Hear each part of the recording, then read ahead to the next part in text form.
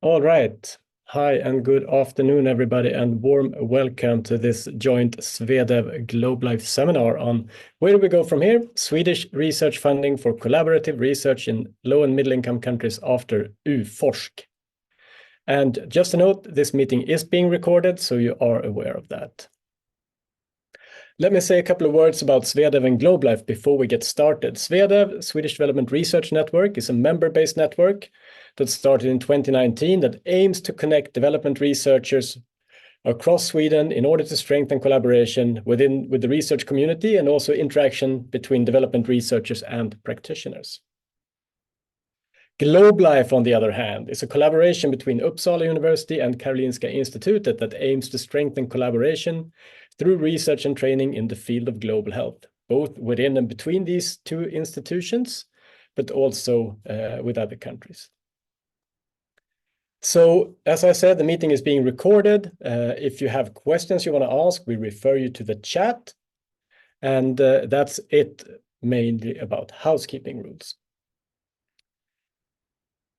We have two halves of this seminar. The first half is mainly around a panel discussion with a distinguished set of panelists, which I will introduce shortly. But first, I will give a bit of background why we are here today.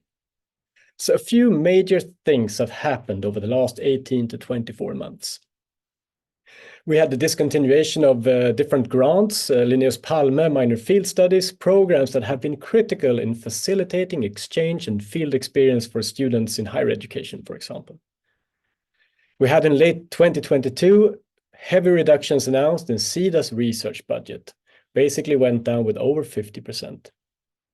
In addition to that, and maybe not as explicit, we had heavy reductions in SIDA's funding for research in other organizations. For example, the WHO. SIDA has been funding a lot of research in WHO in tropical disease research through the Alliance for Health Systems and Policy Research. And those have also been affected by these different cuts in funding. And then finally, what has perhaps been the most striking change, the abrupt abolition of U-forsk, the grant we know as U-forsk, which was basically earmarked money from the aid budget that was earmarked for development research and administered through the Swedish Research Council. The research community reacted strongly to these changes. Many of you have followed the debate, I'm sure. In the immediate aftermath of the abolition of U-forsk, which is what probably rendered the most attention, researchers had an intense discussion in media. On SweDev's website, we have gathered links to that debate, and I counted this morning to 49 different op-eds, debate articles, and news articles about this decision, with an overwhelming majority criticizing the government's decision. And not only the decision, I guess also the way that it was taken and communicated, being very abrupt and not really announced beforehand. So basically what we can say is that we are today in a very, very different funding landscape. And we're here to discuss where do we go from here. And the structure of this afternoon is that we will have a round with our distinguished panel. After that, Janet Vähämäki from SweDev will introduce results of a survey that we have conducted to try to sort of get an idea of, what are the consequences of these different reductions in funding. After Janet's presentation, we will come back to the panel for round of reflections around these results. And time allowing, we will open for questions from the audience. After this panel, that will be about 3:15, we will take a short break to refresh ourselves, and then we'll come back and be more practical, go out into breakout rooms and discuss, what can we do, where do we go from here more practically. I'm going to go over now to introduce the panelists. We have 6 distinguished panelists here today. We have, first of all, Olle Torell, who is a member of the Social Democratic Party and then, sits in the Swedish Riksdag. Most welcome, Olle. We have Katarina Bjelke, who is the Director General of the Swedish Research Council, Vetenskapsrådet. Warm welcome, Katarina. We have Ingrid Pettersson, who is the chairman of the board for Lund University, but also the special investigator for the state inquiry into reorganization of government research funding. Warm welcome to you, Ingrid. We have Raymond Ndikumana, who is the deputy vice chancellor, University of Rwanda. Warm welcome to you. We have Martin Hellström, who is the vice chancellor of Mälardalen University. Very welcome. And finally, we have Per-Ola Mattsson, who is a director Department of International Development Cooperation, Ministry for Foreign Affairs. A warm welcome to all of you, and really thanks for taking your time to be here today. Unfortunately, SweDev decided to not take part in this. We have asked them several times, but they did not have a person that they could send to take part in this panel, which is very unfortunate. So with that, without further ado, I'm going to start off with my distinguished panelists, and they've all been given the same question. And the question was, in light of the changes in funding and the government's new aid policy, what are your thoughts regarding consequences and the future for research for global development? And I've asked each of them to maybe take 2-3 minutes to reflect on this. I would like to ask you, Ole, to start, if that's fine. So I'll hand over to you to share your reflections.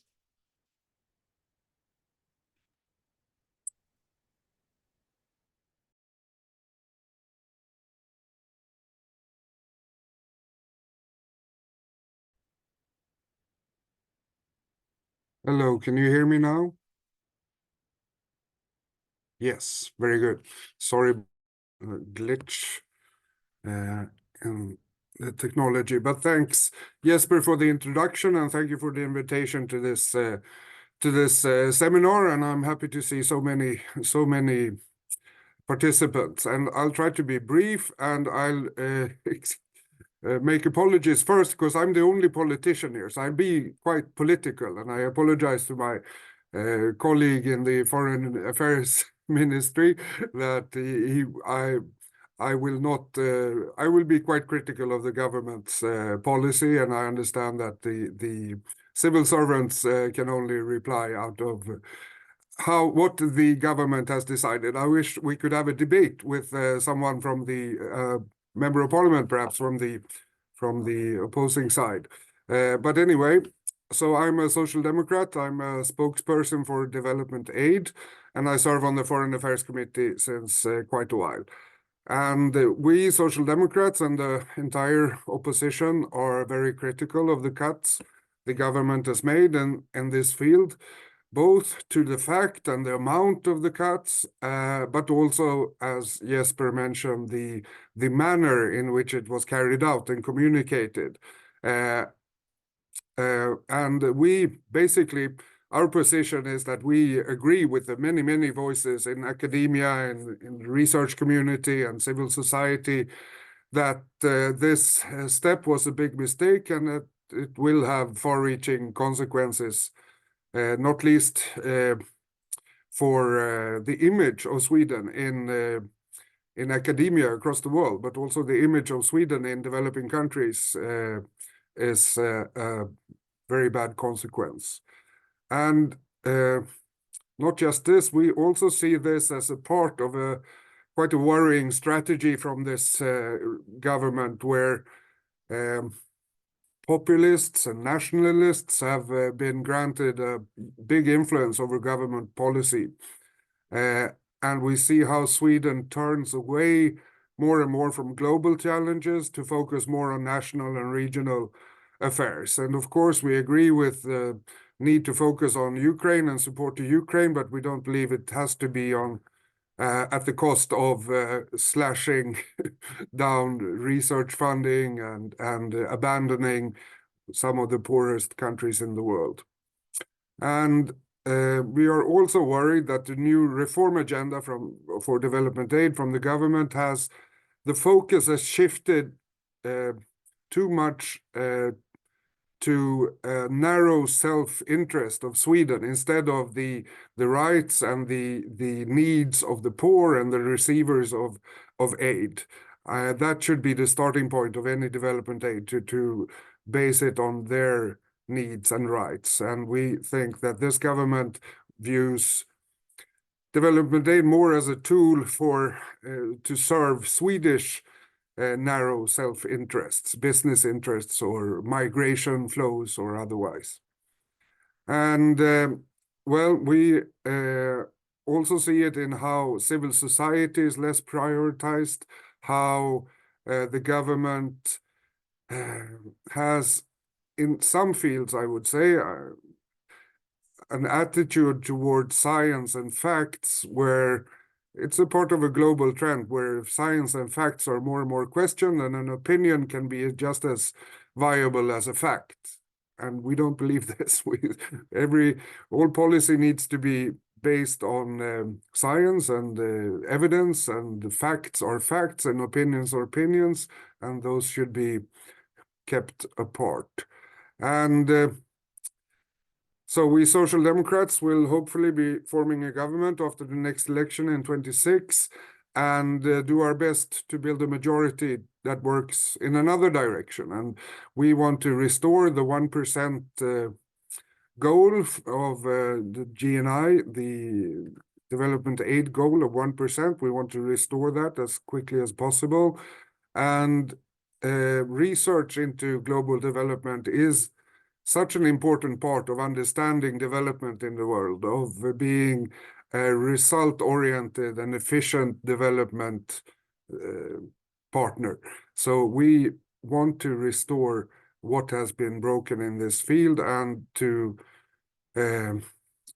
beef up funding in this field, of course. Exactly how this will happen, I can't say right now, because we don't know what the consequences will be and what the situation will be like after the next election. But I can assure you that if we win the election, there will be another set of priorities for development aid in general, and for research development in particular. And I also want to take this opportunity to invite everyone from your different organizations and experts from all over to a process where we Social Democrats intend to invite to a broad dialogue in shaping a new reform agenda for us, for the Social Democratic Party, ahead of the next election. And we will start sending out invitations where academia, civil society, experts, partners across the world can give input in how a new reform agenda for development aid should look like. A process that the current reform agenda was a very closed process, and we aim to have a very open and dialogue-based process in this. So you can look forward to that. Sorry if I was too lengthy, and thanks again for the invitation. Thank you. Thank you so much, Ole, for sharing those reflections from the perspective of the opposition. And I'm sure you can expect a tsunami of input if you open up for that from this very opinionated community. I will move over to Katarina Bjelke, who's the Director General of the Swedish Research Council. Please share your reflections on this overarching question. Thank you very much, and thank you for inviting me to this important seminar, as I would say. Well, the government decision in June of last year meant that Vetenskapsrådet had to cancel the calls, as you all know, on developmental research, and all applicants submitted were dismissed, actually. Fortunately, the board of Vetenskapsrådet then were able to set aside funds for the joint call with Formas, and that was within sustainability and resilience, and 8 projects were awarded funding. In addition, projects within developmental research or with relevance to developmental research were funded within our other calls, not least within humanities and social science, and also medicine and health. And these applications were submitted before the decision about the developmental research was announced, meaning that the project leaders actively actually choose to apply within other calls than the developmental research.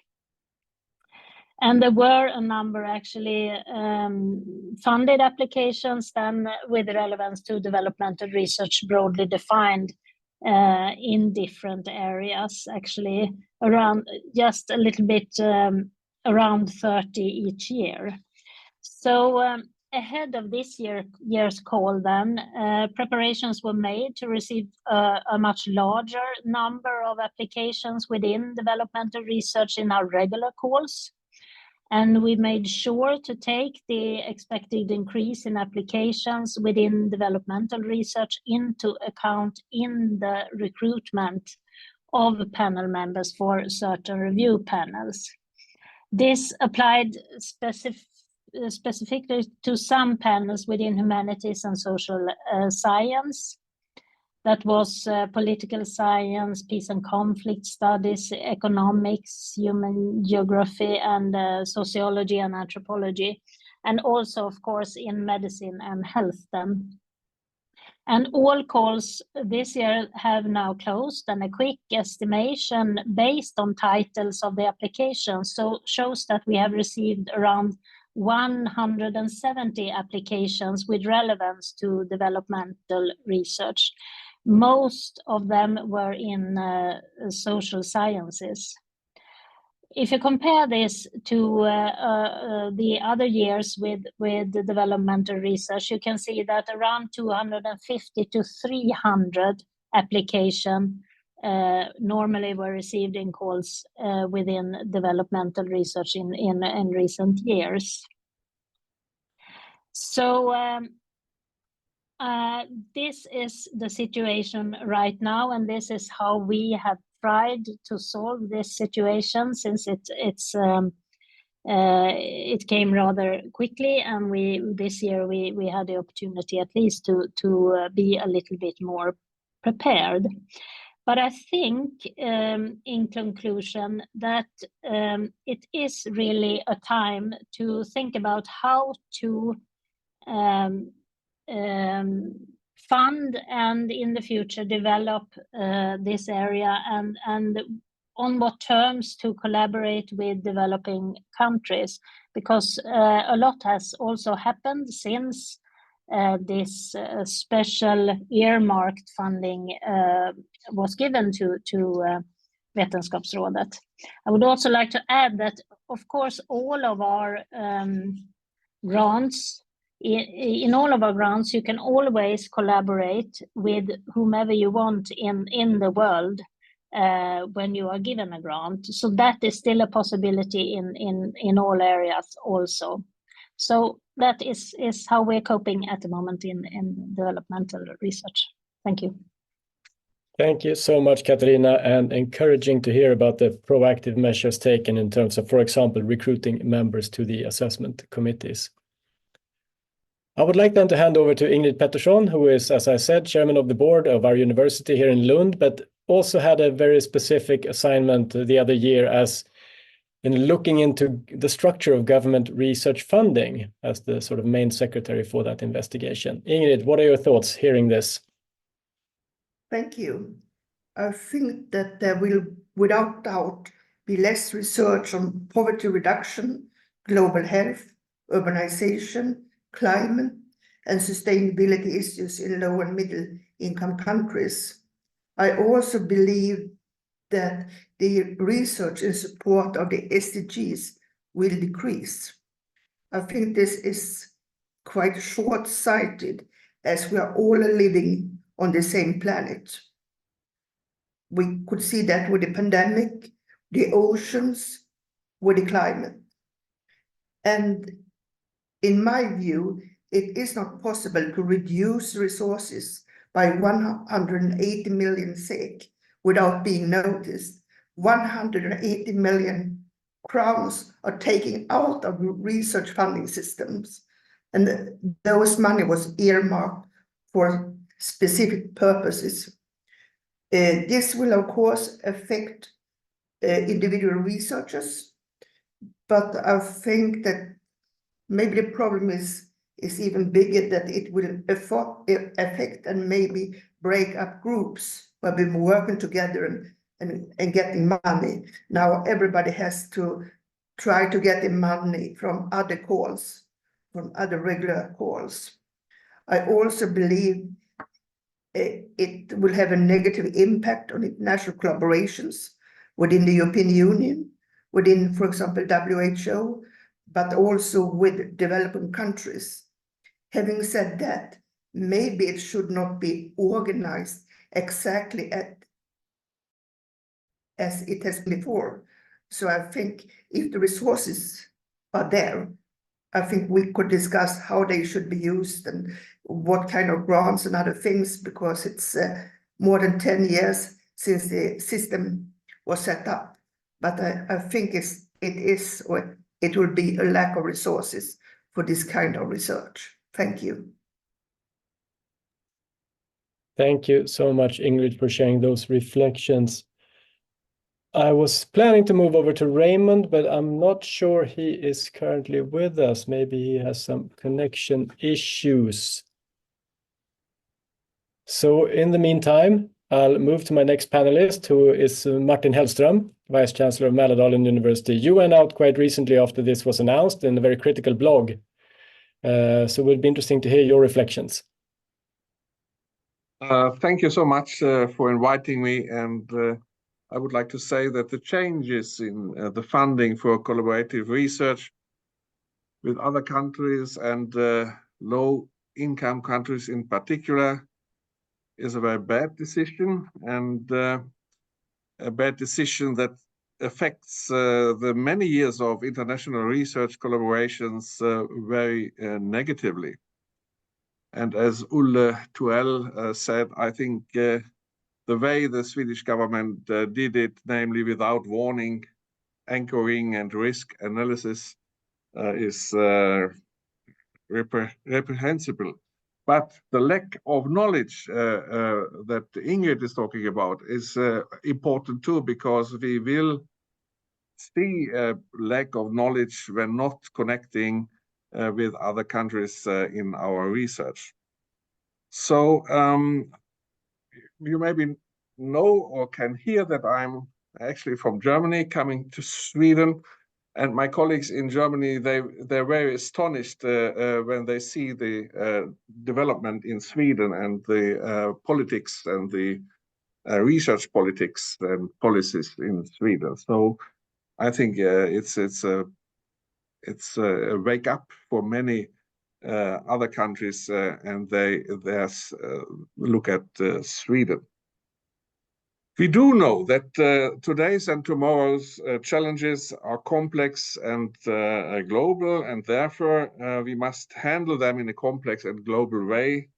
So to stifle development research in such a situation is not good, and we should increase it instead. And when it comes to research collaborations with lower income countries, we do need a new narrative, I think. I think that's very important when reading the papers and the different statements. I think we do need a narrative that speaks about the mutuality of our collaborations, and a narrative about common learning and global understanding as prerequisites for dealing with the global challenges of our world. And we have to change it from a more colonial understanding and grounding of research policy and politics. In a wider perspective, we have to think about the future of our next generations and how they can live in a sustainable world in peace and freedom. In order to accomplish these goals, we have to increase collaborative research, and the government should have a clear priority and even incitements to push it in that direction. When it comes to my university, Mälardalen University, we continue with our collaborative research. For example, we will have a so-called International Week with focus on Rwanda next month in May, and to show how important it is to look at Africa and more specifically Rwanda, because that is we have a lot of research connected to Rwanda at our university. And I can also name that we are planning for starting an African office in Kigali in order to coordinate Swedish research with not only Rwanda, but many countries in Africa, but having Rwanda as a platform for this coordination of our research. And that's two aspects of our way to continue the work and the research with specifically Africa. Thank you. Thank you so much, Martin, for sharing that. From colonialism to collaboration, we take away. I saw Raymond was just joining. If that is the case, we will see if we can get him to speak now, or if he's still struggling. Yes, Raymond, I can tell you are struggling a bit with connectivity, so I'm going to let you have the floor now to make sure we can hear your voice as one of those partners that Martin is talking about, maybe. Please, Raymond. Thank you very much, and sorry for the connectivity issues in South Africa, and where we are, the connection is no good. I just want to take this view that I appreciate that the new aid policy kept the poverty reduction at the center of the development policy, and probably connecting development assistance and trade and looking for tangible solution that does stimulate economic growth is positive, at least rhetorically. But I think science is connected to this process. But if this amount to really less research for development in the long term, I think it amounts to exclusion. And less ownership in science, in the value for the lived value, I mean, the lived experience not counted, because I don't believe even if there is a cut in research, it means that there is no funding for research, at least in development, in developed countries. There is going to be research, but definitely that will amount to exclusion when it comes to the global south. But of course, I'm also agree that science or research for development must transform in order to realize its value. So let's recognize that and probably highlight some of the examples that would not have been possible if research development was not there. For example, I have many examples, but if we talk like about Rwanda, one critical aspect around poverty reduction is land ownership. And reforming land ownership that we have in Rwanda that allowed the poor to own some land and get some registration would not have been possible if there was no research supported by Sweden in the years 2003 to 2009. We are talking about environment, protecting our planet.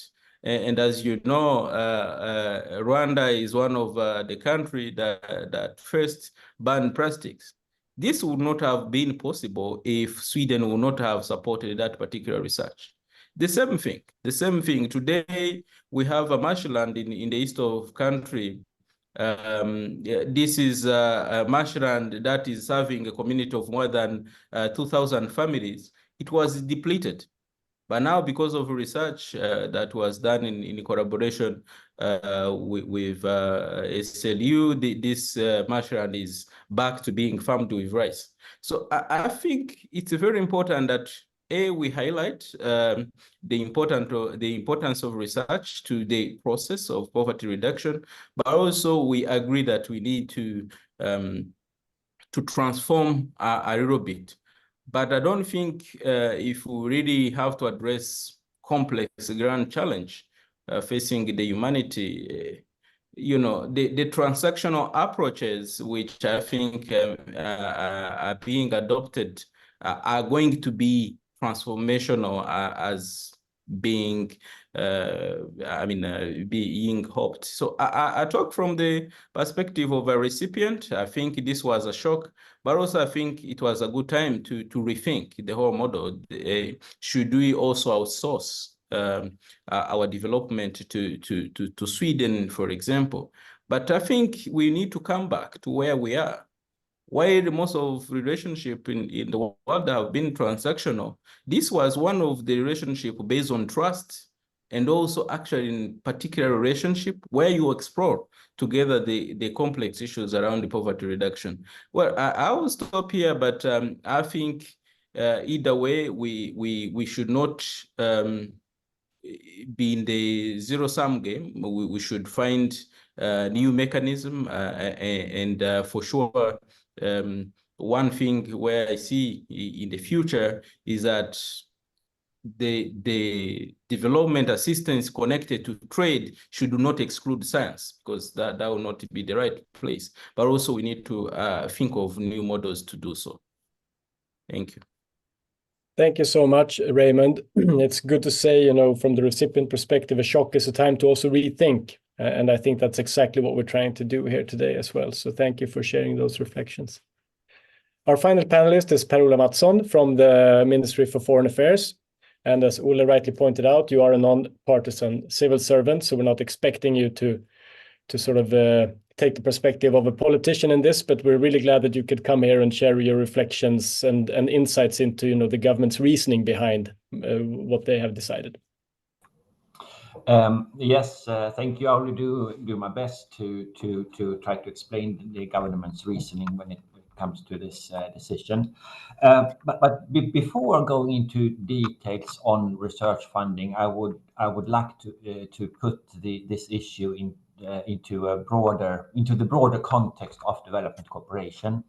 Jesper, you started off by saying that a few things have happened in the last 18 months.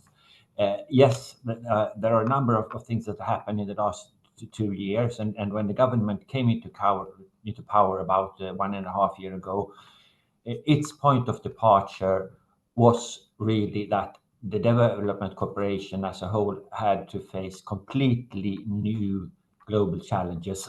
And of course, I'm referring to Russia's full-scale invasion of Ukraine, which resulted in a paradigm shift also when it comes to development cooperation, but also other armed conflicts in the world, and the fact that global development is increasingly characterized by geopolitical tensions, which has led to a tougher competition between countries in terms of technological development and innovation, etc. We have climate change and the global average the temperature that increases to rise. We have the backsliding of democratic values, which is a global trend. We have humanitarian needs that have continued to increase dramatically globally, and even without the 1% goal, I mean, Sweden remains one of the most generous donors in the world, and it's one of the few countries that meet the UN target of ODA 0.7 as a percent of GNI. But Swedish development assistance is generous, but it's not infinite. And the government, in light of these global challenges, realized that there is a need to prioritize. It is in this context that we have to understand the phasing out of development research through the Swedish Research Council. But when it comes to that, there are a few things I would like to mention. Well, obviously, the decision means that the funding will be phased out by 2026, and it will take place in a responsible manner. And researchers who have already been granted funding will be able to complete the research projects. And as Katarina mentioned, the parts funded by development cooperation from the development cooperation budget was only about 180 million Swedish crowns, which is a very small part of the Swedish Research Council's total funds for research. In fact, it's about still 98% of the Swedish Research Council's total funding is still intact and has also increased compared to 2023. And it's really good news to hear that research related to development cooperation, researchers have already been able to submit their applications and they've been able to access funds from these funds that still remains. I think I will stop there for now, and I could come back to how the government sees that regards development cooperation, development research in general, when it comes to SIDA and so on. But thanks for now. Thank you so much, Per-Ola. Yes, let's probe into those issues a bit more later. You know, just for the context of the audience, we as SweDev have facilitated a couple of dialogues with the political leadership in the Ministry for Foreign Affairs, and the consistent message have been that it's not that research is not important. I mean, that's what they keep telling us. We think research is essential, going back to what, for example, Raymond said as well, for development. Although we might have different perspectives on to what extent we see that actually being, you know, shown in terms of concrete actions. But we'll go into those issues deeper and further in just a little bit. We want to now pause the panel for about 10 minutes and hand over the floor to Janet Vähämäki of SweDev. And what she will do is to give a short presentation of preliminary findings of a survey that we conducted to try to probe into the consequences of this reduced funding landscape. So over to you, Janet, and take a breather for the panel, and we'll come back to you in about 10 minutes. Thank you so much, Jesper. Yes, I will share screen here and the presentation. I hope you see it here. So this was, as Jesper said, we have within SweDev, I'll just see how I can move here. Yes, we have conducted a survey. It was a survey which went out for 3 weeks in February, March this year. And it contained 2 parts, one asking questions on SweDev's activities and networking, and the second part on consequences of the cuts. The survey went out through SweDev's mailing list and social media channels, and everyone were encouraged to spread the survey in their networks to reach out broadly within the research community. It had 51 questions, collected different answers, both quantitative data and qualitative data. I will here show some of these were the respondents. 199 respondents, 185 from academia, research, and 14 from the development practice and policy community. 82 with a PhD, 36 with professors, main part from humanities and social sciences, and the research focus mostly 32 on environment and climate change, natural resources management, land and water issues. Most respondents between 40 to 58 years, and then you see the other age groups there. The respondents from practice, 28 from civil society, 28 in public sector and independently, and 14 from the private sector. So what did the survey then show? The first finding, 53% say that they have adjusted their research in response to the funding cuts. 20% say that they have shifted the geographic focus of their research, and 33% that they have adjusted their thematic topics as a consequence of the cuts. You see a couple of citations here that they have many have adjusted their research topics in the same thing that they were doing in developing countries. They say that we now try to do that in Sweden or in Global North, and to try to find like hot topics to focus on. Here you see a word cloud. With the red ones are those that the researchers say that they have abandoned the focus areas. So there you see poverty, empowering women, job creation, inequality, health, water access. And the green ones are the one that they have like turned into, which is migration, basic research, European focus, climate change, AI, and less socially relevant research.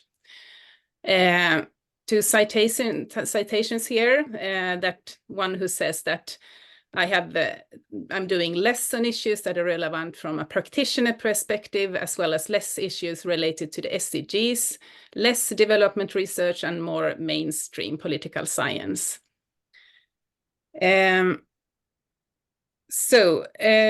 65% then say that their work was either discontinued or significantly altered as a result of the funding cuts. Here we see many changes in terms of that the research cooperations with the developing countries have been abandoned, and also young researchers who say that they don't know exactly where to apply for funding now. That's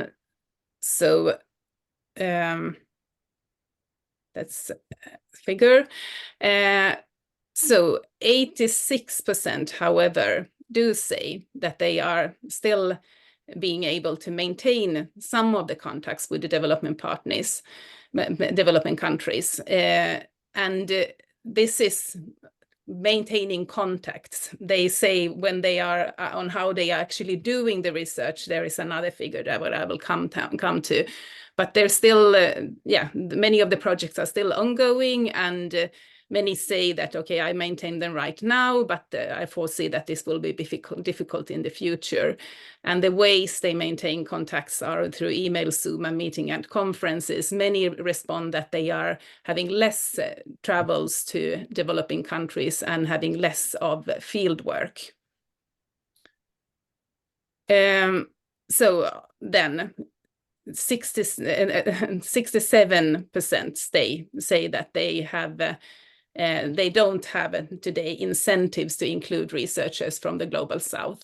And this is also, I mean, the cuts also imply that all these research programs, but not only through Vetenskapsrådet, but also minor field studies, Linnaeus Palme, and other types of collaboration programs have been cut as well. So it's many say that yes, we cannot any longer do like in-depth case studies with the Global South, and as one says that my frequent collaborators have stepped away, so we are not interacting with them in the projects. 93% say that the cuts are negative for the Global South. Some it's collaborations, competence, and capacity. There's also that knowledge and solutions for actually meeting the global goals have been affected. And also the topics mentioned is that aid effectiveness in general is being affected, and the reputation of Sweden as a partner is being affected.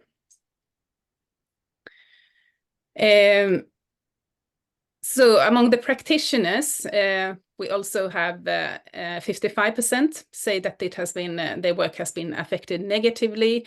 And here many of the practitioners say, like this citation here, is that we work like a web, that we are interlinked with also the CSOs have been affected since they are somehow interwoven in research cooperation projects, and that the web of organizations have been affected.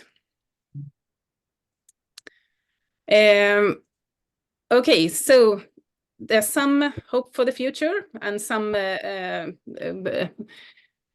comments like this one, who said that not maybe everything was good before. In all honesty, I think that research grants for development created perverse incentives to work on less beneficial projects with partners that couldn't maintain an equal footing in research projects. So depending on how funds are allocated in the future, this may actually be beneficial. So there's some who are looking at that. Maybe there's some new ways that will be created from this crisis. So some of the conclusions that we have in the report is that it's very early still, and many of the consequences are still unfolding. We do see that the cuts have already now led to that researchers focus on other research areas, geographically focus and methods, that they have changed their funding strategies, and that it has affected relations with researchers in the global south, and also relations with other actors, such as NGOs. We have today, Annika posted it on the chat, that from SweDev we have written some conclusions from this report, which is also released on the SweDev webpage today, an op-ed where we are reiterating arguments made earlier, for example, to the government research bill, that this situation, of course, shows that there is a new strategy for research on for global development needed, that the figures said that, okay, there are still 98% of the funds are still intact and you can apply for that, at least from this survey and these respondents, that they find that it's maybe not for them, that they are not applying from these grants, and that they rather focus on other areas and focus their research on global north. The second point, to clarify steering towards financiers and SIDA and other agencies on financiers, that it's very good to hear from Katarina there that you are actually involving competencies in the other committees and so, but that this could also be more explicitly said, that okay, it's also development research is to be funded, and having some type of more incentives to it from research financier points. SIDA and other agencies, that it's as Jesper was saying, and what we have heard from the government is that research is, of course, should be part of like normal projects and so, but we don't always see the incentives for it, and the researchers don't always see the incentives for it, and how should that be done? And then, well, investigate alternative forms for organizing and supporting research excellence, innovation, and how to bridge science and policy making for global development in the low and middle income countries. And this is something that could, for example, be done in the coming government research bill. So thank you for that. And here are the contacts for SweDev if you want to have any questions on the survey or. Great. Thank you so much, Janet, for that presentation. So we see consequences, or researchers are reporting consequences, both in terms of geographical focus, thematic focus, and also in relation to their partners. There are a couple of hands up. I'm not going to let people, we're not going to do, I mean, we're going to moderate through the chat. So write your questions in the chat. We will pick up a few that we will post to the panel, but not make people take the floor. So if you have a question, write it in the chat, and we will do as many questions as we can possibly manage in that time. So, you know, there's also an interaction going on in the chat, which is great. I mean, so Per-Ola, you answered the question there directly. Feel free to do that. It can make it even more dynamic, and we might have time to go through more questions. If you have a question you know is for a specific panelist, write that, and you as panelists can choose if you feel like this is actually something I want to engage in the chat. With that said, we will continue. I will answer one question that was actually in the chat, and you know, what's the government position on all the work that was basically thrown in the trash bin? I mean, you didn't write the question. The person asked the question didn't pose it in that way, but I think that was the essence of it. And I know this might be a difficult question for Per-Ola to answer, but since we had this dialogue with the political leadership, we asked exactly the same question. And I think the short answer is they're not very sentimental about that. You know, that's, I mean, it was a priority that had to be made, and that was one of the unfortunate consequences. So we didn't get more of an answer than that in our bilateral dialogue with them either. So I don't think it's worthwhile trying to get any more elaborated thinking on that question. I'm going to go back to a few of the panelists with some more specific questions. I'm going to start with you, Olle. You're one of the few politicians, we would say, that have been active in this debate. I mean, what's your reaction to what you hear about the consequences? And also, why do you think it's so quiet among the politicians on this? And do you agree with that?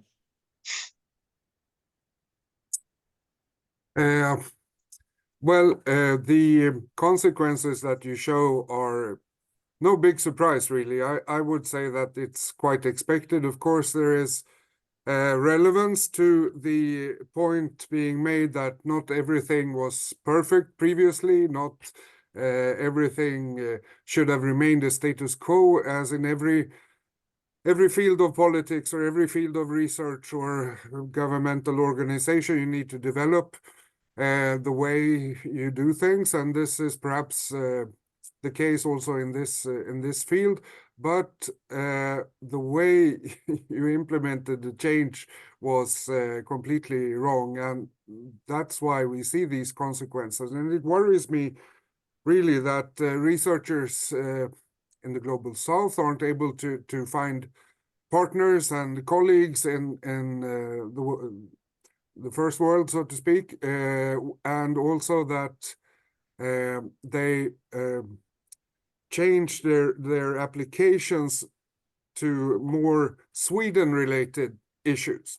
And this is the point I made in my first introduction about the perspective of Sweden first, and the perspective of a narrow self-interest in development aid has come into play, and this is evident by the consequences here that your survey shows, and this is very unfortunate. I think I mean, the world is it's one world, it's one globe. We are one human race trying to live on this planet, and national borders are just lines on a map drawn up by politicians some time ago. And I mean, of course, Sweden should look out for Swedish interests, but there is an enlightened self-interest as well, where we work together across the globe to solve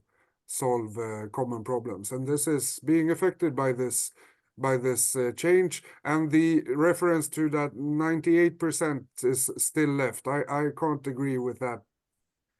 It's not that easy. I mean, if you look at the research, academia and research as one organism, one body, and you chop off the left foot and you say, well, stop whining, you still have 98% of your body left. That's not quite relevant, is it? And maybe that's a bit drastic of a comparison, but it's not too far-fetched, I think. Thank you. Thank you, Olle. I'm going to go back to Katarina then from the Research Council.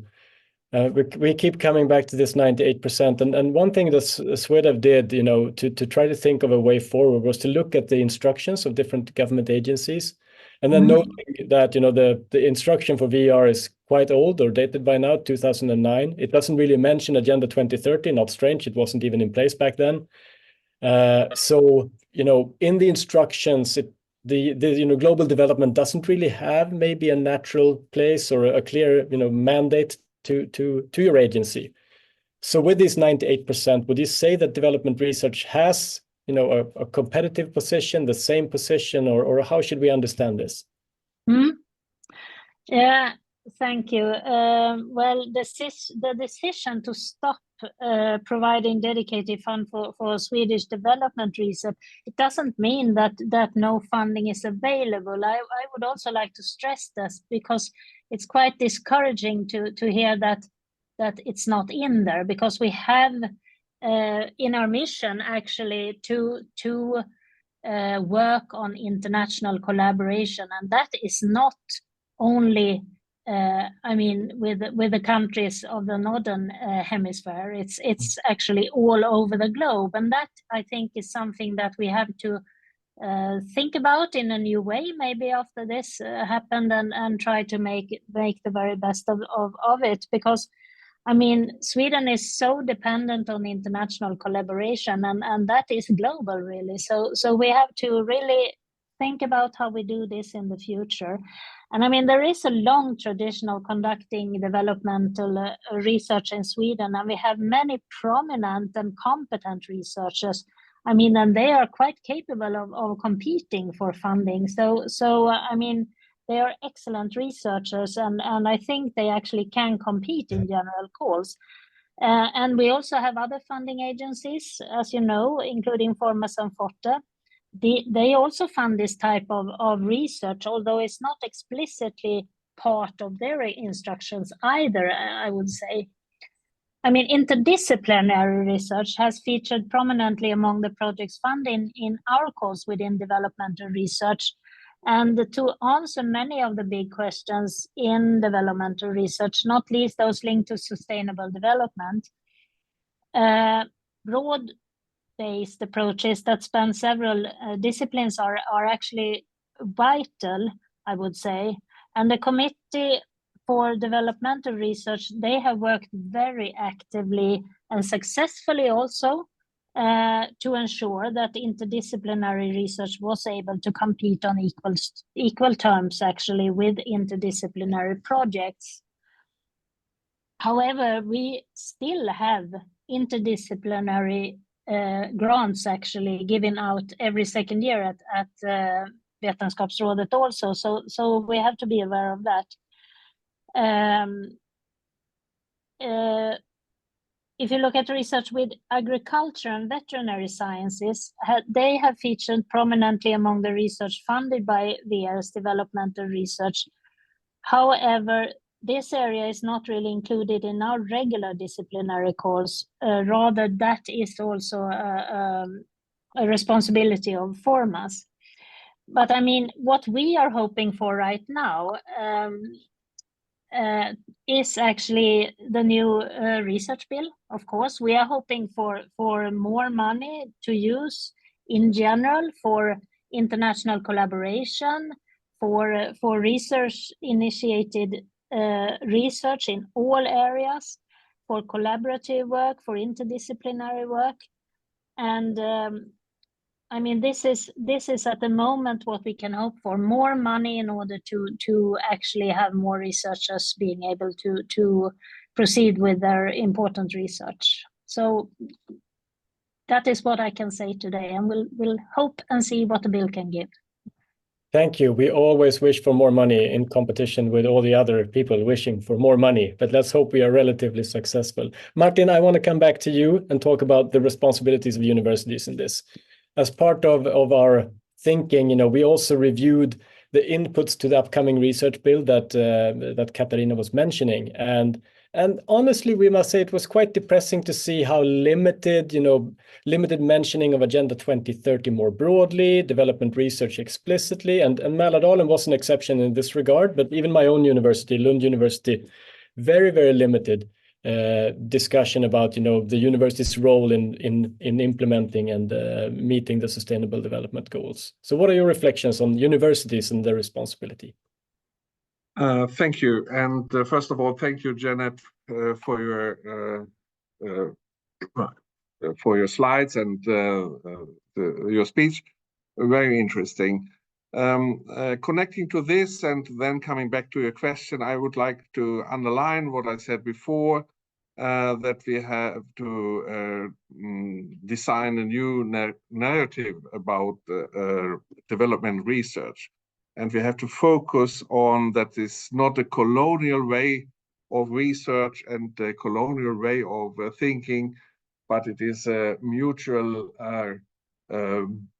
shaping of knowledge together with other countries. So that's my main point in this discussion.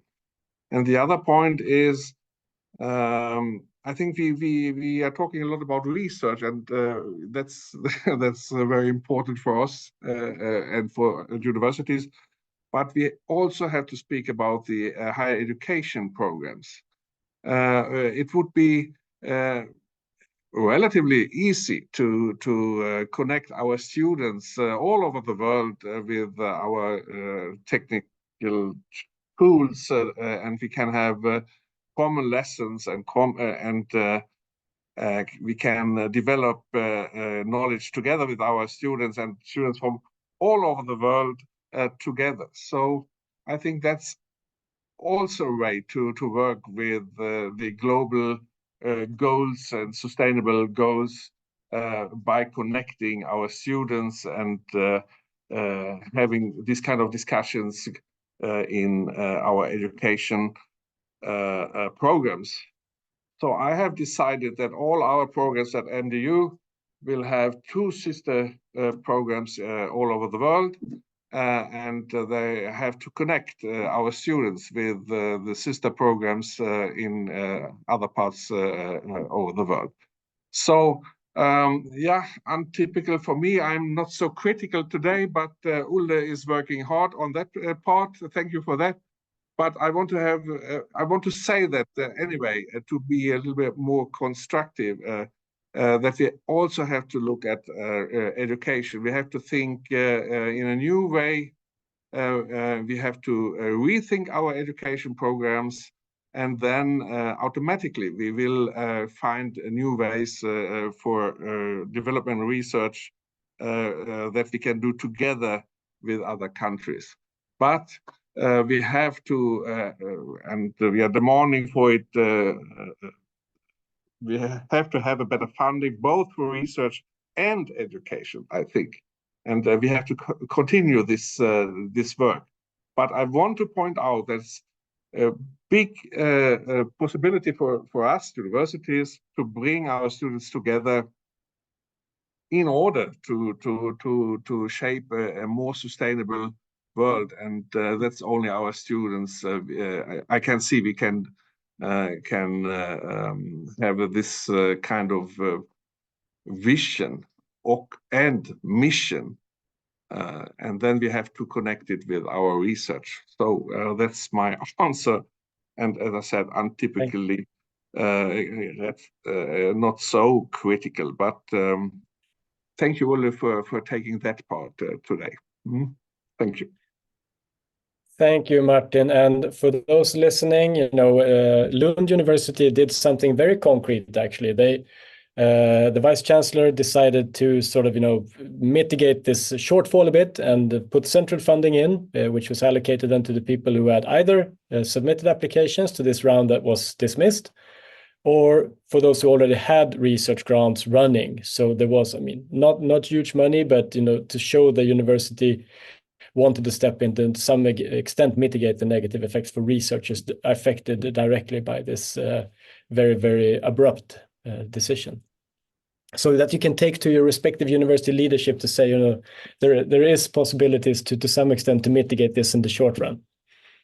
Ingrid, I want to come back to you. You specifically looked into the structure of research funding. Do you have any additional thoughts on, how global development could be better considered in such a funding structure?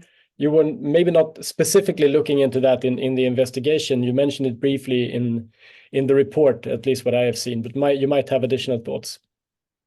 Yes, we didn't dig into this issue in our report.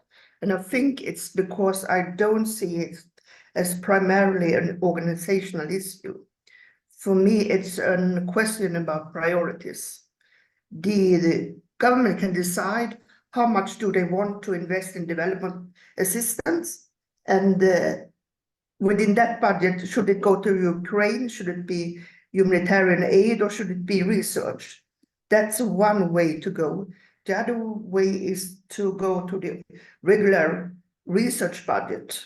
Also here you can earmark money if you want to do it.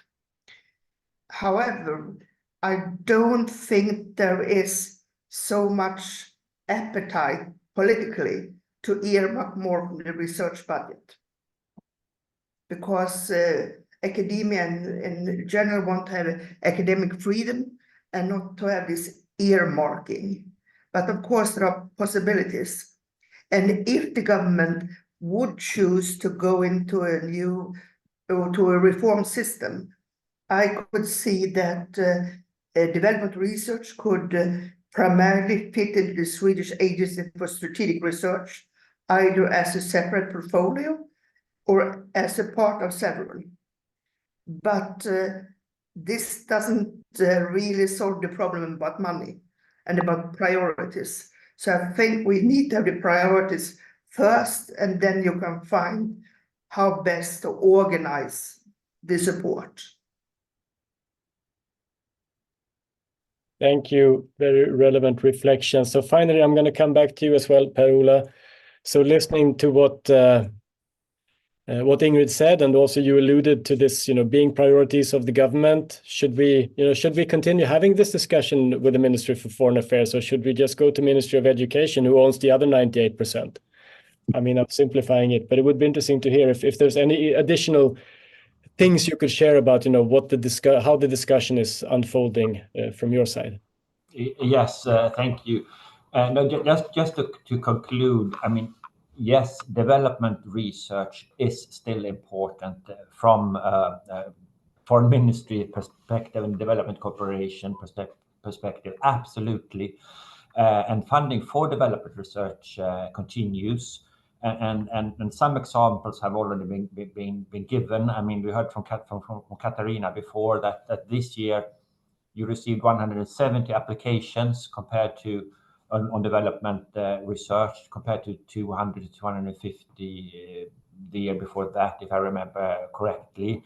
And I think that's quite good, and maybe we could reach a level of about the same as before, when researchers get used to this new reality, and that they realize that the Swedish Research Council has a mandate also to finance research on development. Some of you also mentioned that funding is available from other government research funding bodies such as Formas and Forte and Vinnova, for example. They all have in their mission to support development research. And one third area which we have not mentioned, which is more related to developed research in a general sense. I mean, SIDA still does a lot when it comes to support a lot of development research within the strategy for research on the research for development, for poverty reduction and sustainable development. And I'm quite sure that many of you, many of I know Swedish universities throughout the decades, you've been involved in building research capacity and sustainable research environments at institutions in many countries, in development countries. In addition to that, SIDA supports, as you know, a number of important research programs critical to development, for example, through the WHO and the World Bank, etc. And finally, even outside the particular strategy for research that SIDA has, SIDA also finances support to research outside this strategy within bilateral strategies. So I just want to conclude that development research is still an important topic within development cooperation. Thank you. Thank you, Per-Ola. And just to add a bit of context to your last statement, while Sweden does fund bilateral research through bilateral research projects, this has generally been very limited to the extent that Swedish universities can take part of that money. So it's not really replacing any of the funding that was reduced. And we are all aware of that. Thank you to the panelists. Stay on. We are now going to move over. I'm going to ask Annika, who's been moderating a very active chat. I failed desperately to try to keep track of that as well. So she picked a couple of questions to the panel. And so I'm going to hand over to Annika to read out a couple of the questions and who they're directed to. Annika, what have you found? Yeah, so we've got some more questions on funding changes, but I think maybe more importantly we can focus, I think, especially thinking about going forward. What are sort of like thoughts about other calls or subjects? How can they be more open and adapted for development research? And that's about other VR calls and other calls from other funders in general. And then we have another question also about VR funding allocation, sort of like, is there a plan to have reviewers for sort of like issues related to sustainable development to be part of the natural sciences panels as well. You know, there is lots of relevant research that link development in natural science, climate change, biodiversity, etc. So yeah, some interesting questions, probably most to you, Katarina. Great, Katarina. Yes. Well, as I said, we have put effort into putting people with these skills in medicine and health and social sciences and humanities at the moment. But we are discussing now how to proceed with this, and I think we must see this as a journey of learning and seeing how we can manage this in the best way, actually.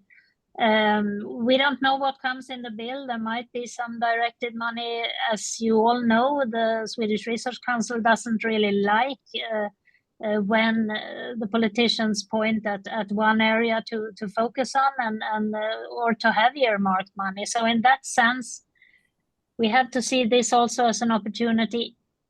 Of course, we want more money, but we also have to see it as an opportunity, as some of you have said before, to try to think about how to make the best situation in the future, and for everyone to compete on the same area. I think that is possible, actually. Of course, we have to consider how to do that in the best way, but it will be a journey, I would say. Thank you, Katarina. There's time for, I think, one more question, Annika, if you have something. Yes.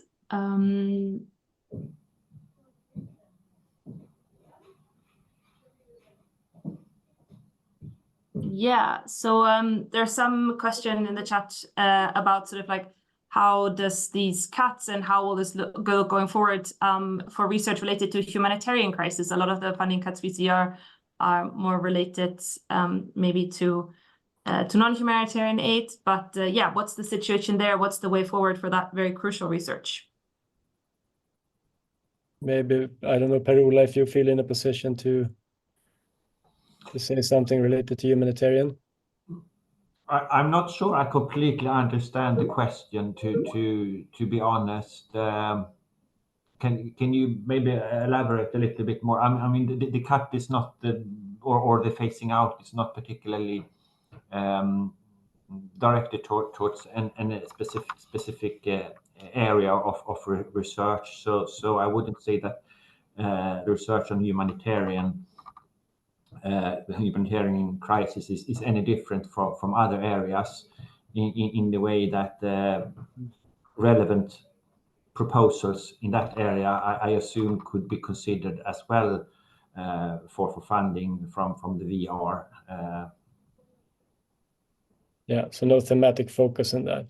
So let me take a final question. I see it's in the chat from Anna-Mia. It's related. I mean, you have a research strategy, and now basically there's been a quite significant cut to the funding for that strategy. Is there any thinking from the government, to revise that strategy, or how is that going to be implemented? Is there anything you could say about that, Per-Ola? Is that a discussion going on? As far as I'm aware, there is no discussion going on for the time being on that. Yes. Yeah. So maybe take that as a message from the research community, from the SweDev community, I'm sure, how we're going to deliver on the strategy with the majority of the funding removed. I think that's an equation many people are contemplating. Yes. So I'm going to say that we end this part of the seminar right now. Raymond is unfortunately not with us online anymore. I wanted to get his reflections, but it seems like we can't do that. But a big thank you to all on the panel, Ole, Katarina, Martin, Per-Ola, Ingrid, and then Raymond, for your participation. It's 3:30, so I would like to welcome you back to our seminar on where do we go from here, Swedish research funding for collaborative research in low and middle income countries after U-forsk. My name is Göran Eriksson. I'm a researcher at the Department of Global Public Health here at Karolinska Institutet, and also at the Department of Clinical Science and Education. I also represent GlobeLife today, where I had the working group together with Mina Daivadanam from Uppsala University. So in the first part of the seminar, we've heard different stakeholders give their view on the consequences and the future of global development research. We also heard a summary of the recent survey conducted by SweDev among global development researchers. So in this second part, we'll first have an introduction by Professor Stefan Peterson, and then we'll divide you into breakout rooms for a discussion of about 20 minutes before we bring you back here to summarize what you've discussed. And after Stefan's presentation, I'll give you some more information regarding this group discussion. But first, I'd like to introduce Stefan Swartling Peterson. And for those of you who don't know him, he's a professor of global health transformation at Karolinska Institutet, and also a guest professor at Uppsala University, as well as at Makerere University, where he is currently based in Uganda. Stefan was also head of global health at UNICEF and has been part of SIDA's Research Council, as well as the Swedish Research Council's previous development research section, U-forsk. And with that, I will leave the floor to you, Stefan. Thanks, Yaran, and good colleagues to meet you, even if I don't see you. Now, we talk a lot about research today, but I think it was clear from the previous hour that it's a broader suite of supports that have changed, including the ones that we also took during training, the minor field studies, the Linnaeus Palme exchange programs for teachers and students, etc., which together built an ecosystem around these issues and actually allowed a career path, as it were, for young people to enter this field and contribute also to Sweden's expertise and the global expertise in this field. But now you asked me first to reflect a little bit on the history of U-forsk per se and some of the achievements. And I must say, and I'm going to be personal, when I was a medical student in Gothenburg, I always heard that they were developing the cholera vaccine in a certain department. And lo and behold, as you know, there is now a cholera vaccine, and 13 out of 21 countries in Eastern Southern Africa now are having cholera becoming endemic, more or less. And that cholera vaccine was actually a result of this type of funding. My personal experience has been in developing care for febrile children, malaria, pneumonia, diarrhea, which have subsequently become WHO and UNICEF policy and have spread across Africa and large parts of Asia. Now, this U-forsk, of course, has a long history going back to Sarek, over SIDA, ending up at the Science Vetenskapsrådet, etc. And it has contributed, as I gave examples, to poverty and diseases of the poverty and development of the poor. But my point is that it also contributed reciprocally a lot to our development in Sweden. We had the African swine flu outbreak in Mälardalen, as you heard, or in Dalarna even, right, Bergslagen, where the experts in Sweden actually had their expertise from the collaboration with low-income countries. Similarly, my colleague Susanne Guidetti, who is an occupational therapist, she developed stroke rehabilitation using mobile phones in Uganda. And once it worked there, she's now taking it home and applying it in Dalarna, because if you're more than 1 hour away from a hospital in Sweden, you also don't get in-person stroke rehabilitation. So this is reciprocal capacity development. It is reciprocal learning. And I would like to say, and again, be personal, it has also trained a lot of Swedish researchers, teachers, and even experts for UN organs. And certainly me becoming Chief of Health for UNICEF was a result of this type of collaboration between low-income, high-income countries with these type of capacity development grants, etc. Now, this has been going on for several decades, and we heard some of the history before. Meanwhile, the world has changed around us. We now have several parallel crises that I probably don't need to remind us about, but there's the economy, there's the security, there's pandemics, we have aging populations, we have climate, we have biodiversity, we have migration, etc. And those problems are increasingly global. They are no longer just a problem for the poor in the so-called developing world. And I noted with horror that the entire panel before still said developing countries. Let us remind us, we are 8 billion people in the world. 1 billion live in low-income countries, 6 billion live in middle-income countries, and 1 billion in high-income countries. And I think we need to be much more analytic and granular if we want to take on these global problems, to contextualize this, not just to geography, but also to economic level, which varies by orders of magnitude within the low and middle-income countries that are so conveniently lumped together in the totally daft word developing countries. Now, the problems have become global and the solutions need to become global, and increasingly they require multi-sectoral and intersectoral answers in the form of research and innovation, but also in terms of training the transformational leaders that we will need to actually battle this existential crisis for humanity. Meanwhile, Sweden has decided to go provincial, as we just heard. We have cut the teacher and student exchange. We have cut for a while and reinstated the support program to the UN, expert organizations, etc. And we have cut the capacity development collaboration with low-income countries, and we have scrapped the earmarked funding from development aid to this field. I would like to be a little bit controversial and say that I think in some ways it's for lack of a debate, because in a previous SweDev arrangement, when we had the conference in Uppsala, is it now 2 years ago, I led a session where we put the old research strategy next to the new one, and we found that they had changed 2 words and 2 commas. Meanwhile, we had gone from MDGs to SDGs, we had lived through a pandemic, etc., but the strategy remained the same, and the debate in society around the role of research and training here was, I would say, very small, if not non-existent. And I think that was at our peril, I argued at the time, and I think time has proven us that it so is. Now, Sweden going provincial, yes, in some ways it's bad for the world, because we need to be part of the solutions and finding global solutions to global problems, and the provincial approach will not do it. But I would like to argue that it's also extremely bad for Sweden. It's bad for our ability in innovation and trade, which is a stated priority for this government. Again, 6 billion people live in middle-income countries, and chances are that trading partners are there.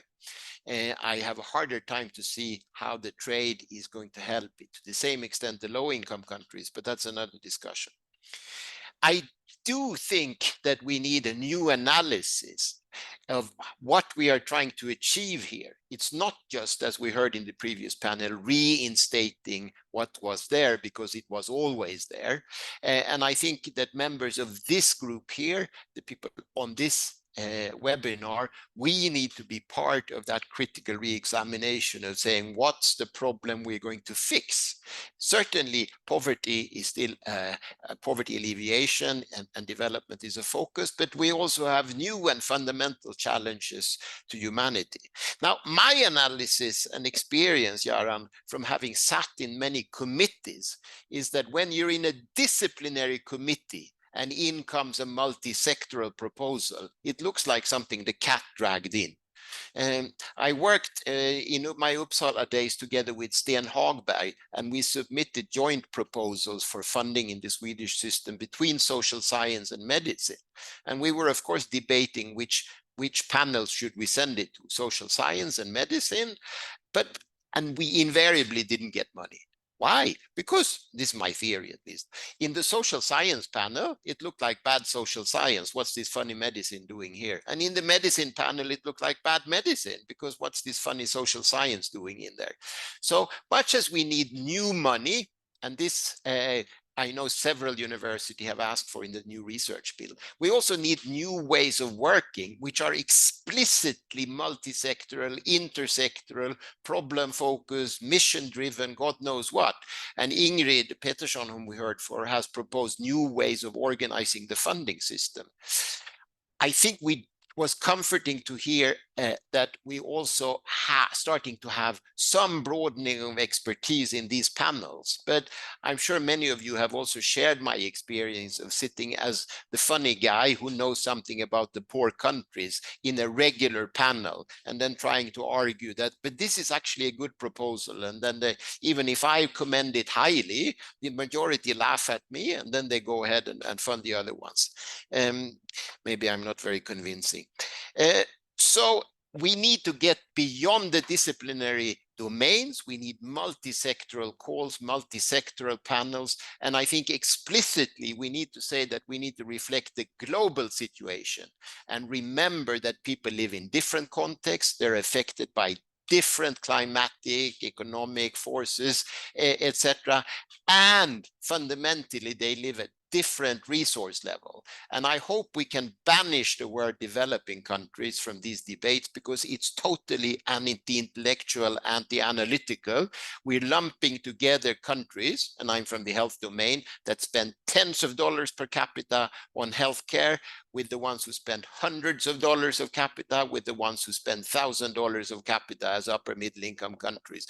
And that's not a way to make an argument or even to be useful. So if Sweden wants to stay relevant in the global arena and for our own sake and for humanity's sake, not just for research, but also for teaching and training the next generation of teachers, researchers, as well as experts who should sit in international organizations or work for companies and know something about the larger world, then we essentially, as a small country on the outskirts in the north, if we want to be relevant in the world, and for our own sake, as much as for anyone else. So that's my clarion call. This is an essential part of research and training, innovation, and actually business in Sweden to maintain this expertise, which is going to wane and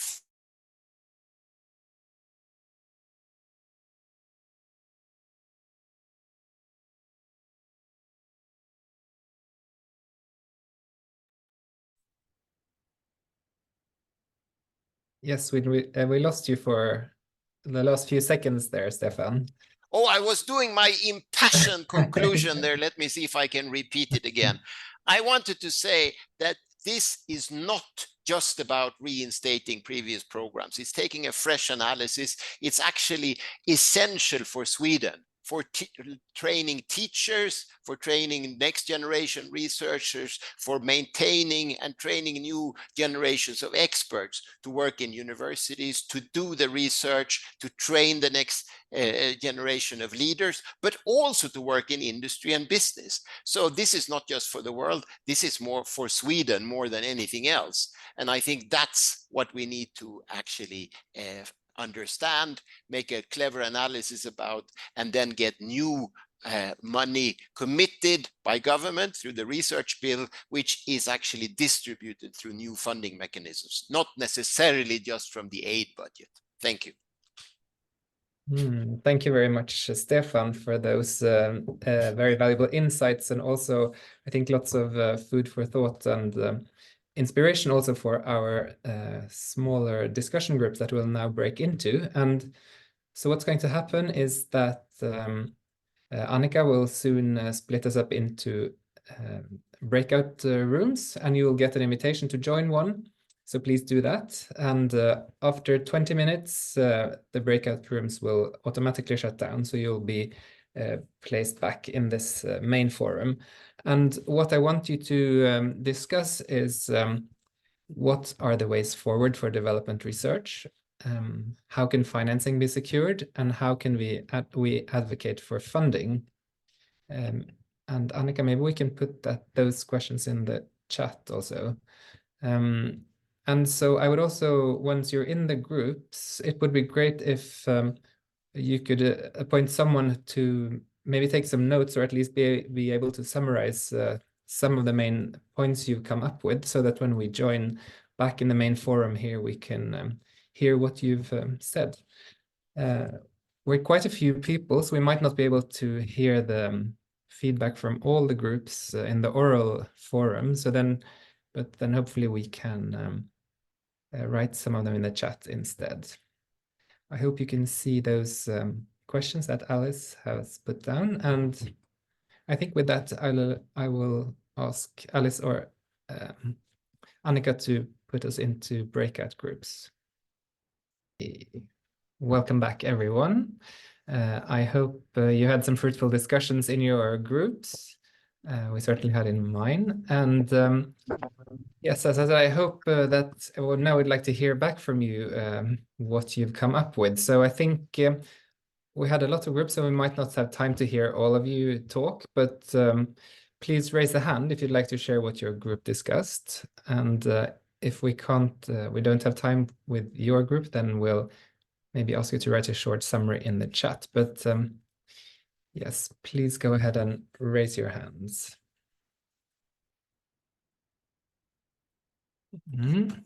I think, yes, John Black as the first one.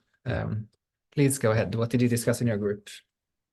So on I think 3 important suggestions on the way forward. There was the idea of the need to engage with people who make decisions, to engage with them more, and the recognition that that might be difficult for researchers who are already busy doing other things, but that maybe the universities can provide support, the way they will provide support for funding application. They could also have support for engaging with policymakers, with their political parties when they're having meetings, and how to even formulate the messages that you're going to communicate to them in a way that they can easily understand that might help them to recognize the value and the utility of development research, so that they can put that into the policies they make. The second was that, for example, now if development researchers have to apply for the same general pool at VR or whatever, that then VR or whoever is funding should have a specialized panel that understands international research or development research or multidisciplinary research. Because otherwise, as Stefan mentioned, a proposal that is multidisciplinary might be scored low if the panel is not with that background. And then the other thing I think was to highlight more the value, the impact, especially in terms of Sweden benefiting, learning from discoveries and knowledge that has been generated from international or from development research, and having that highlighted. Although one of the contributors for us said, this seems to be that it's already known, but people are still ignoring it. So we need to do a bit more in terms of highlighting that. And that might, I guess, through better communication and better engagement. That's that from us. Great. Thank you very much for that input. Any other group that would like to say what they came up with?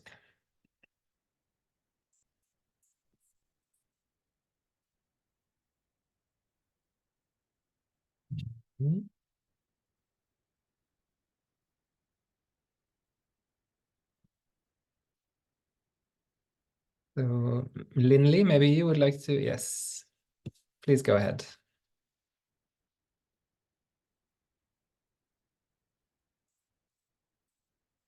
See.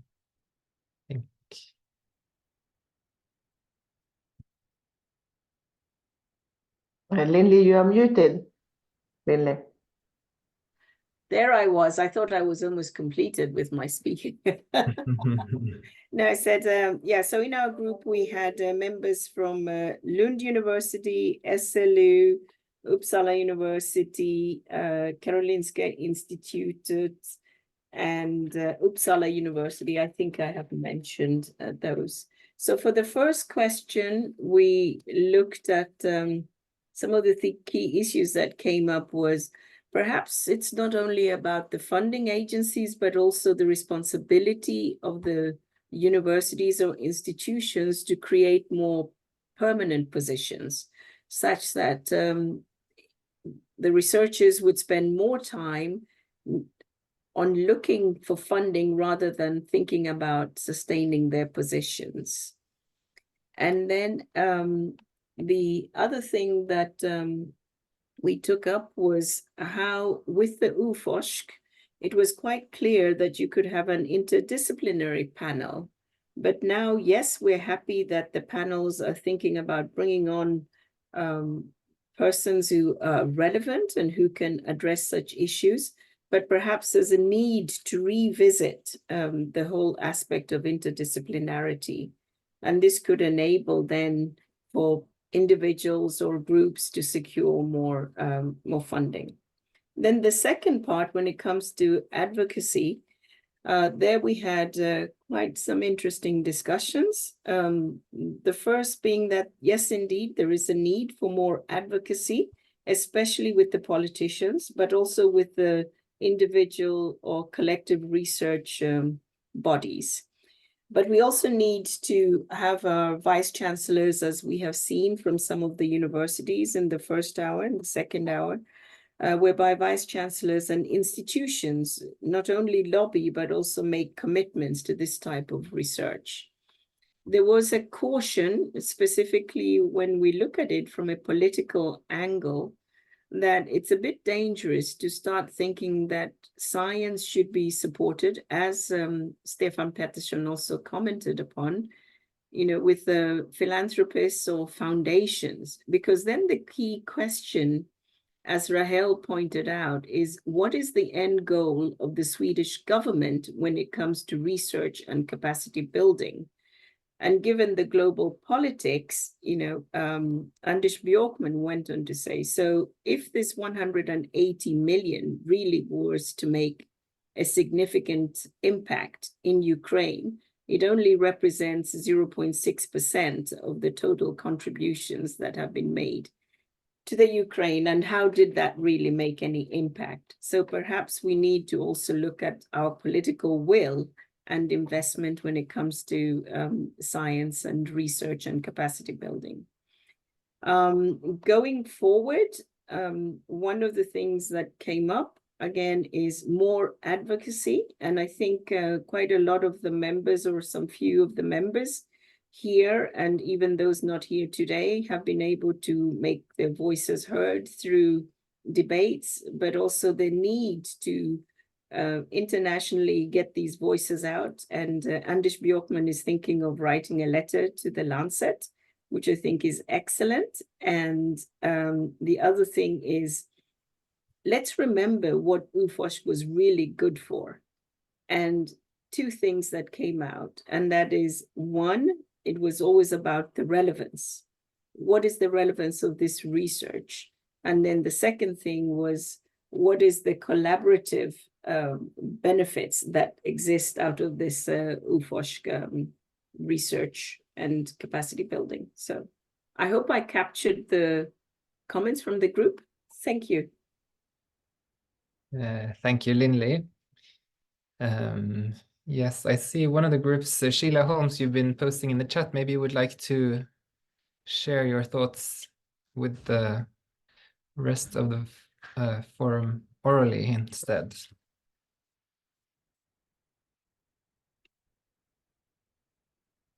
I prefer not to, because I tend to fumble my words. That's why I write. But yeah, we had various conversations. First was sort of talking about how, at least in the short term, most of us are trying to fill the funding, get by with less funding, or fill the funding from other calls, but then you end up competing with yourself if you have other research going on that usually relies on those other calls. So there were some suggestions about ways to avoid that, and also looking into ways to form collaborations in the EU, because of course that takes a while in order to get enough members to apply for some of these EU calls. But just trying to find some other platforms potentially, like Sanord, for example, to build more connections and potentially get into that area. We did discuss a little bit about interdisciplinary research. I think that other calls other people have made some very important points from the other groups, and I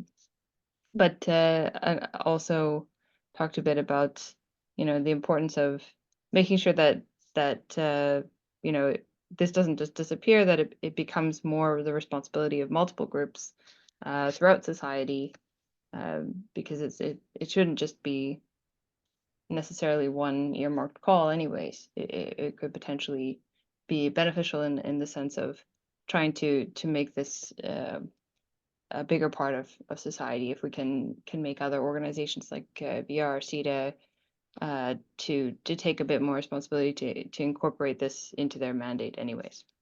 Mm-hmm. Good, thank you. Very important points too.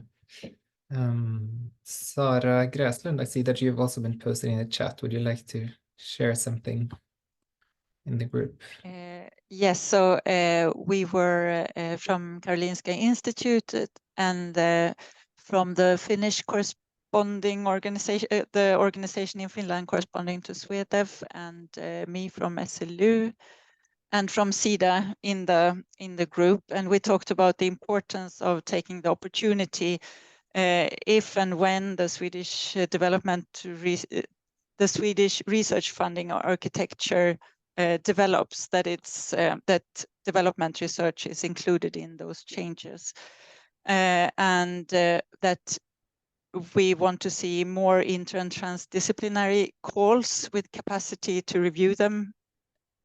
And this works pretty well in Formas, but needs to become better in VR if the research is to be relevant for development.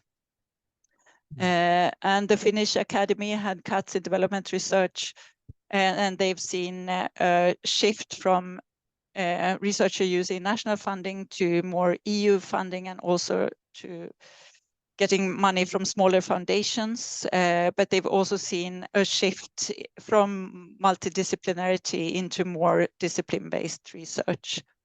And we also said that we need to in particularly support young researchers. For them, U-forsk has been a great stepping stone into establishing their networks and careers. And it's super challenging for a young researcher to apply for EU funding without having had this possibility of first developing through different national grants. And lastly, we need to become better to tell stories about results, including how the research benefits Sweden. Great, yes, thank you very much for those also very good points.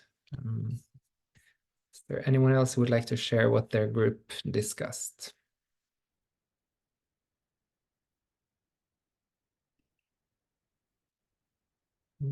Hi,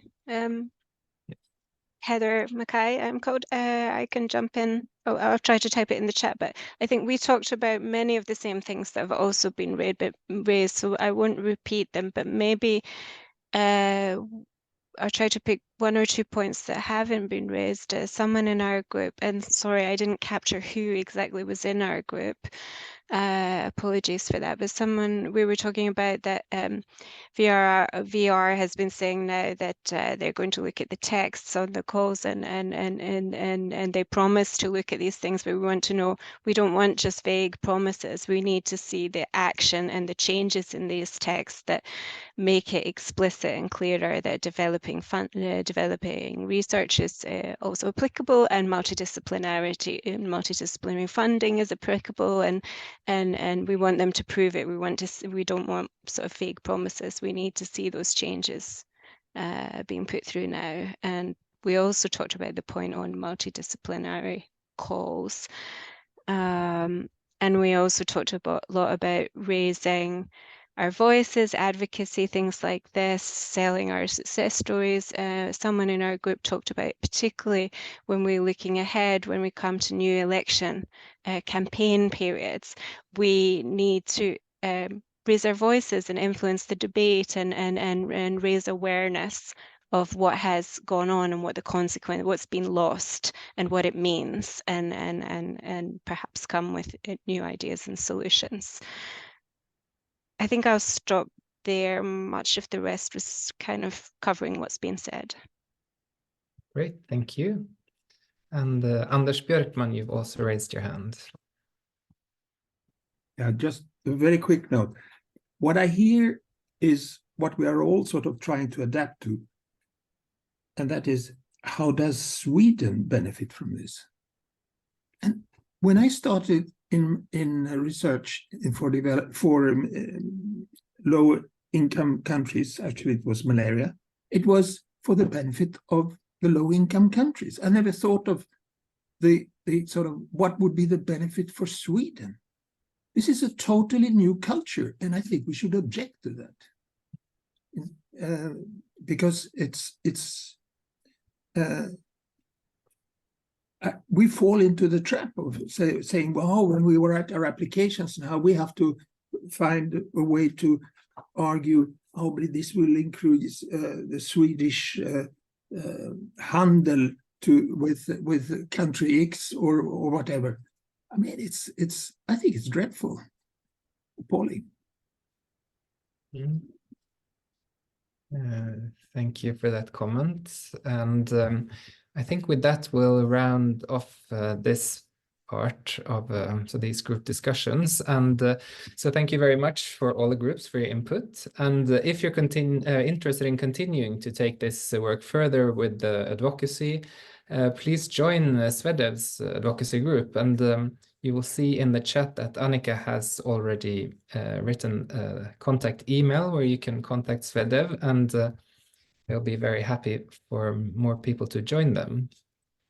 And with that, I will hand over to Jesper, who will try to summarize today's seminar. Yes, I will do my very best. Not sure if I'm going to be very successful, but I think it's been an absolute fantastic couple of hours listening to all these inputs. And it's nice to see that I think, we have a common ground in we need to chart a new way forward. And linking to what Anders said, that's not only from the perspective of Swedish researchers, it's not the only perspective we have here. And I think we heard Raymond from Rwanda saying that, they also need to rethink, outsourcing research, as he put it, and the fragility of that, and hinging on development cooperation as one way of building, or maybe the key way of building research capacity in a country like Rwanda. So it's rethinking from both ends. I was in a group that talked about potential funding sources. One idea that came to me is that, maybe, it's a difficult landscape to navigate sometimes.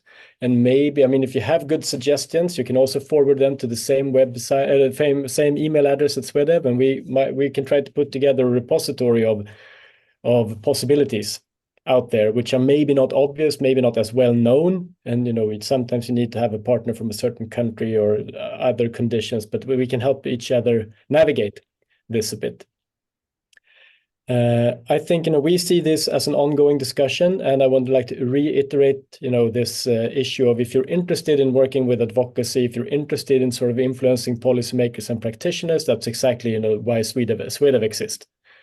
And we really encourage you as an individual to join the network. We also encourage you as an institution to join the network if you haven't already, and you can become an institutional member, which is critical for the continued survival of SweDev. And we're really, really appreciative of the positive remarks regarding the work that we have been doing. And we have been engaging in this for quite a while. So with that, I'm not going to sort of try to summarize all the points. We see there are different perspectives. We see, we have to be very realistic about, it being different political priorities, setting different frameworks. And I think we're not going to revert any decision. That's not going to happen, at least not from SweDev's perspective. We need to chart a new way forward, and that means targeting new actors, other actors, and also seeing this not as an aid issue anymore. You know, development research is not an aid issue. Development research is a development issue and a global issue.